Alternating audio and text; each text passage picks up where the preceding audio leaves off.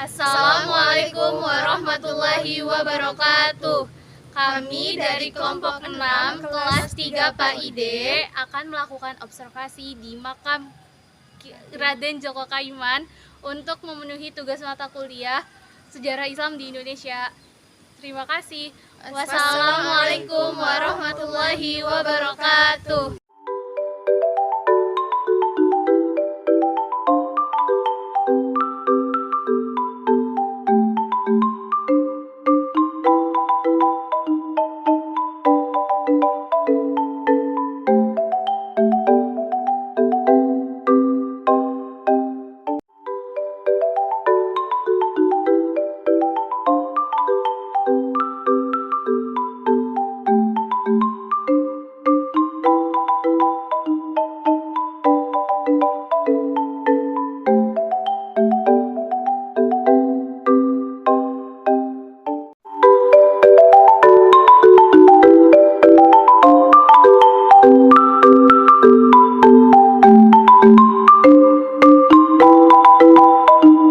Sejarah yang ada di sini gitu sebelum Raden Djoko Kaimán milad itu.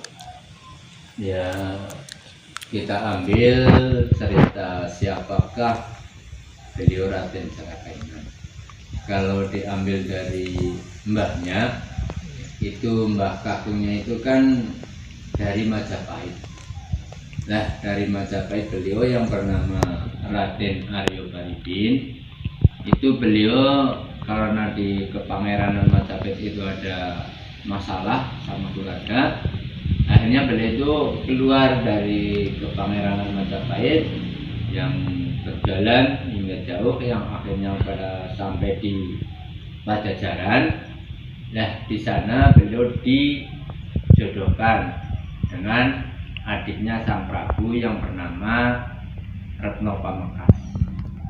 Nah, dari perkawinan beliau itu dikaruniai anak 4, 3 laki-laki 1 perempuan. Nah, yang laki-laki itu salah satu dari anak beliau itu adalah ayah Raden Djoko Kaimán. Beliau yang menjadi adipati di Pasir Luhur. Namun sayang, sewaktu beliau Raden Djoko Kaimán ini masih kecil, ayahnya itu meninggal. Lah, akhirnya beliau Raden Djoko Kaimán ini dititipkan ke bibinya, yaitu yang di Kejawar, yang bernama Rorong Aisyah. Rorong Aisyah itu istri dari Mbah Kyai Mranggi Semu, dia juga Kyai Sambarata. Lah, disitulah Raden Djoko Kaimán itu diasuh dan diberi ilmu, segala ilmu, terutama ilmu akhlak dan agama, itu yang pokok. Nah, setelah mungkin cukup umur atau beranjak dewasa, beliau Raden Djoko Kaimán ini ingin mengadu nasib, merantau, yang akhirnya beliau Raden Djoko Kaimán ini sampailah di Kadipaten Wirasabha. Nah, di sana beliau Raden Djoko Kaimán ini diterima sebagai abdi, yaitu beliau supaya jadi tukang sari rumput di Kadipaten Wirasabha. Nah, namun setelah mungkin berlangsung 1 atau 2 tahun atau mungkin lebih, itu dari beliau Raden Djoko Kaimán itu muncul keanehan. Pada suatu malam hari, dari sekujur tubuh beliau itu memancarkan sinar. Nah, kebetulan Adipati Wirasabha itu sedang keliling kontrol para abdi, yang akhirnya buat tanda itu kain sarung dari beliau Raden Djoko Kaimán ini disobek oleh beliau Adipati Wirasabha buat tanda. Nah, keesokan harinya seluruh abdi itu dikumpulkan dan ditanya siapa yang sarungnya sobek. Lah, beliau matur, dalem Gusti, tapi nggih dalem boten ngetos niki kepripun. Lah, pada akhirnya lalu beliau ini diajak menghadap secara khusus di ruang khusus lah. Nah, disitulah beliau ditanya sampai detail, yang akhirnya ketahuan bahwa beliau adalah masih darah biru, yaitu sebagai putra Adipati Pasir Luhur. Nah, akhirnya beliau Raden Cakaiman ini dijodohkan dengan anaknya Adipati Wirasaba, ya ini yang bernama Roro Ayu Kartimah. Nah, setelah itu sudah berlangsung mungkin ya lama lah mungkin. Yaitu pada suatu ketika itu ada utusan dari Kasultanan Pajang, karena Kadipaten Wirasaba ini termasuk salah satu dari kadipaten bawahan Pajang.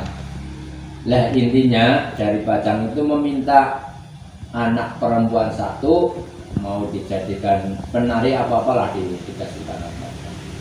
Namun yang dikirim ke Pajang itu sewaktu kecil, anak perempuan itu sudah dijodohkan dengan anaknya Demang Toyareka. Lah Demang Toyareka tahu itu sakit hati, yang akhirnya sebelum Adipati Wirasaba dan putrinya sampai di Pajang, ini Demang Toyareka ini sudah mendahului, yang di sana membuat fitnah. Nah, setelah Adipati Wirasaba dan putrinya sampai di Pajang, itu enggak ditanya, enggak diapa, enggak disambut, malah justru kena marah dari Sultan Pajang karena dianggap sudah membohongi Sultan Pajang. Nah, makanya Adipati Wirasaba sampai di Pajang enggak ditanya, langsung ditundung supaya pulang.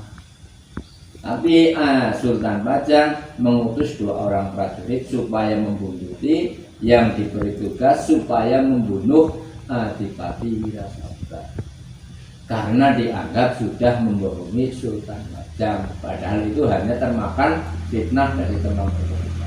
Nah, setelah Adipati Wirasaba ini perjalanan pulang, yang di Kasultanan Pajang ini beliau dan Sultan Hadiwijaya itu tanya langsung ke anaknya Adipati Wirasaba, apa bener lu slirane wis karo anaknya Demang Toyareka? Lah disitulah putri itu kan jawab dengan jujur, nggih dalem Gusti, napa malih kula niki hubungan kalih anak putranipun Demang Toyareka, gepok senggol mawon kula niki dereng mate. Lah disitulah Sultan Pajang ini menyesal yang bukan main. Lah akhirnya mengutus lagi 2 orang prajurit supaya menyusul, yang intinya membawa tugas membatalkan jangan sampai Adipati Wirasaba ini dibunuh karena hanya termakan fitnah Demang Toyareka. Namun sayang, antara utusan yang pertama dan kedua ini salah komunikasi. Utusan yang pertama ini sedang bersama Adipati Wirasaba karena sedang dijamu, sedang makan lah di situ. Lah yang utusan kedua ini dari kejauhan itu sudah berteriak, jangan dibunuh, jangan dibunuh, jangan dibunuh. Tapi yang utusan pertama ini salah pendengaran. Nah, dengannya ini cepat dibunuh.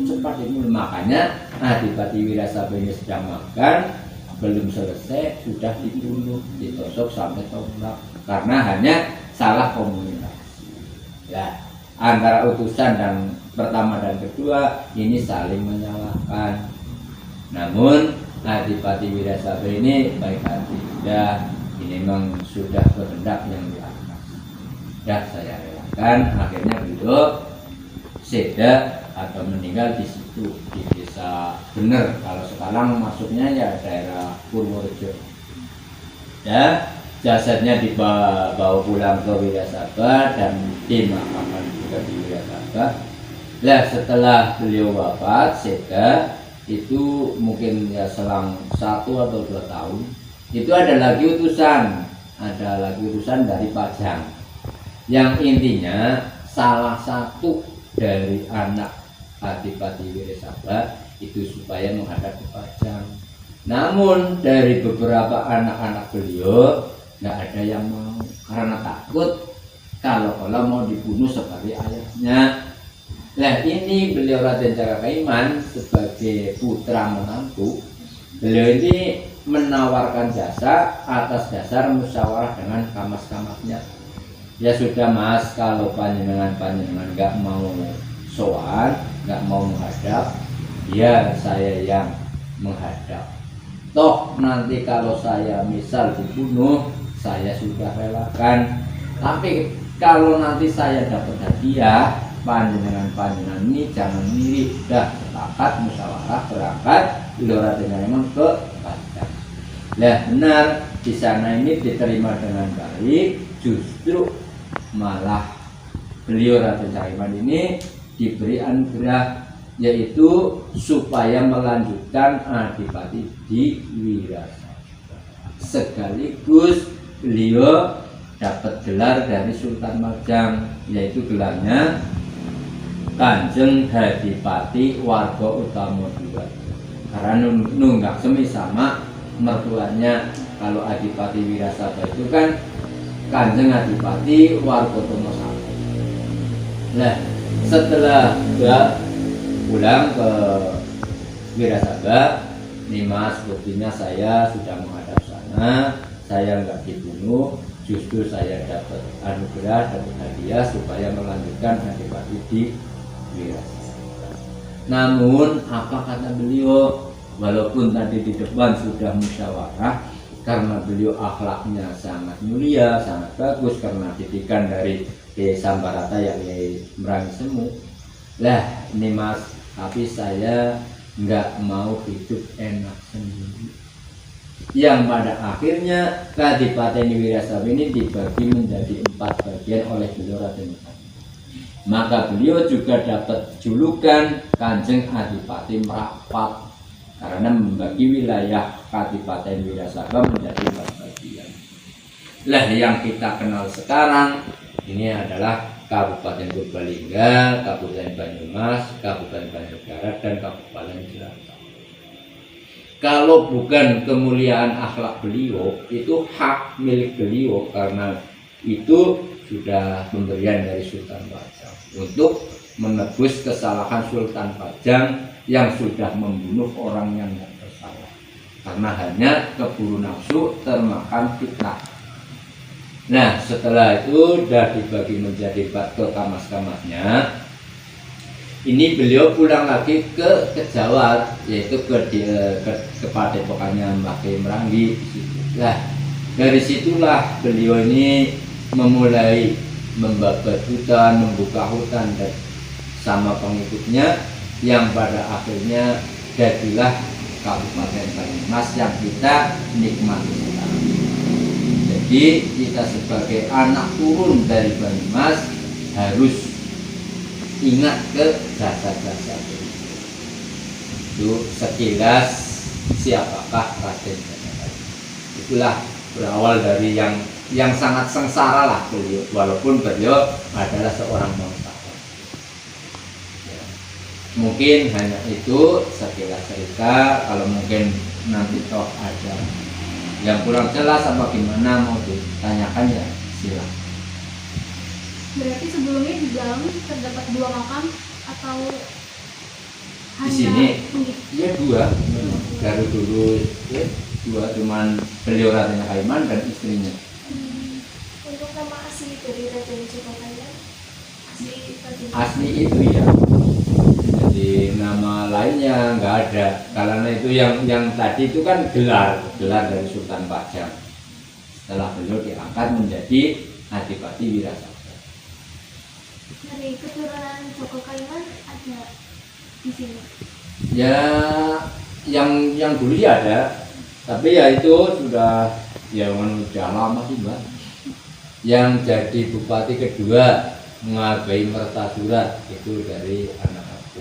Terus yang ketiga, yang keempat Ngabai Mertayuda 1 dan Mertayuda 2. Nah setelah itu yang kelima sampai sekian itu sudah ya masih keturunan, cuman udah jauh lah, mungkin apa sebagai cucu apa cicit gitu.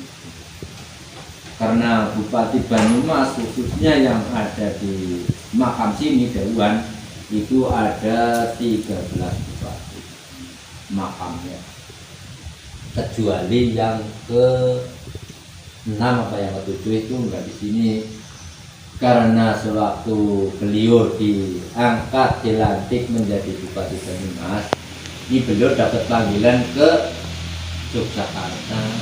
Nah di sana beliau ini dijadikan bupati. Kalau di Banyumas ini namanya Raden Tumenggung Yudanegara III. Karena Raden Tumenggung Yudanegara itu ada 5, 1 sampai 5. Nah ini yang ketiga yang dipanggil ke Yogyakarta. Di sana dijadikan patih. Gelarnya di sana itu Patih dan Mirza Sati. Makam beliau ada di makam Imobi. Untuk gelar yang Adi merapatin jadi nama jalan di sini ya? Iya, ya buat pengingat lah, pengingat jasa-jasa beliau. Karena dulunya kan bermukim di sana, ya tapi entah kenapa makamnya kok di sini.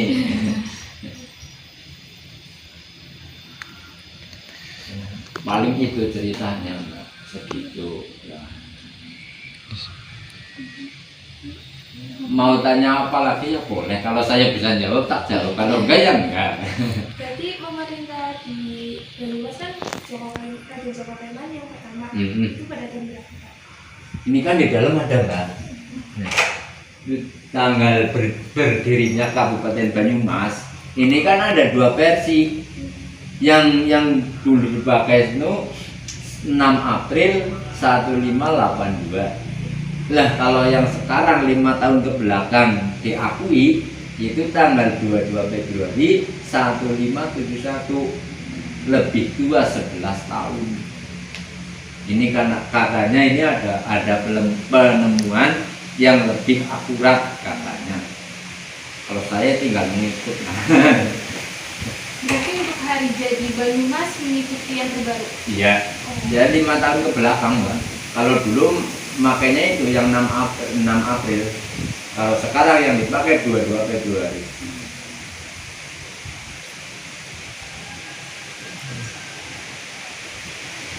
Untuk menjabat, berarti Raden Joko Paiman menjabat berapa tahun di Banyumas? Ya lama sih ya beliau jabatannya, nggak tertera sih Mbak. Cuman ya yang kedua itu tahun berapa ya? Ya lama lah, yang jelas lama. Karena pengaturannya kan undang-undangnya belum kayak zaman sekarang. Yang ada yang jabat sampai itu yang bupati ke-9 aja itu beliau menjabat, yang Raden Tumenggung Yudanegara V itu 36 tahun menjabat jadi Bupati Banyumas.